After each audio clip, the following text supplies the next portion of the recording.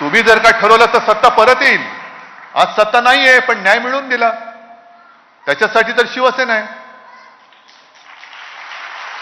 आणि हा जो फरक आहे, सत्ता असणारे कसे आहेत आणि सत्ता नसणारे कसे आहेत, तुमच्या मदतीला धावून कोण आलं?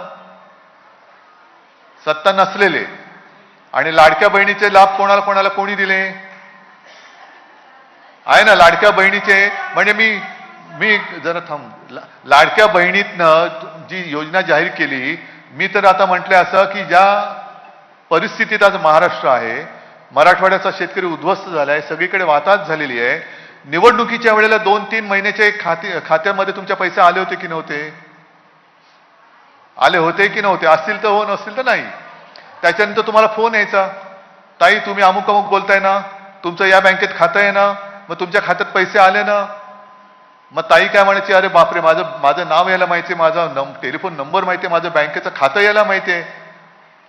पण लक्षात ठेवा, आमच्या दादानी, आमच्या भाऊनी, आमच्या यांनी तुम्हाला हे सगळं केलेलं आहे. मग ताई घाबरायची. ताईचं म्हणणं काय व्हायचं, अरे बापरे, एवढं जर का माझं लक्ष आहे, मग मत नाही दिलं तर हा काय करेल? बरोबर आहे. आणि दुसरी गोष्ट अशी की महिला म्हटल्यानंतर थोडेसे काय होतात, अरे बाबा हा मला मदत करतो, याला फसवायचं कसं?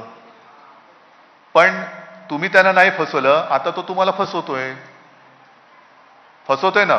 मग मी जी मागणी केली की आत्ताच्या परिस्थितीमध्ये जसं निवडणुकीच्या आधी 2-3 महिन्याचे हप्ते, आता हा हप्ता शब्द फार विचित्र आहे. हा हप्ता बँक महिलांच्या खात्यामध्ये जर जमा केला तर पुढच्या 6 महिन्याचे हप्ते आता द्या ना. आता गरज आहे माझ्या ताईंना, लाडक्या बहिणींना गरज आहे महाराष्ट्राच्या. पुढच्या 6 महिन्याचे द्या टाकून.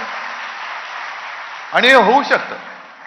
आज आपल्याकडे जिल्हा परिषद आणि स्थानिक स्वराज्य संस्थांच्या निवडणुका म्हणून काहीतरी मधाचं बोट नक्की लावतील. मोदीजी येत आहेत आता, काहीतरी नक्की जाहीर करतील, पण ते मधाचं बोट आहे.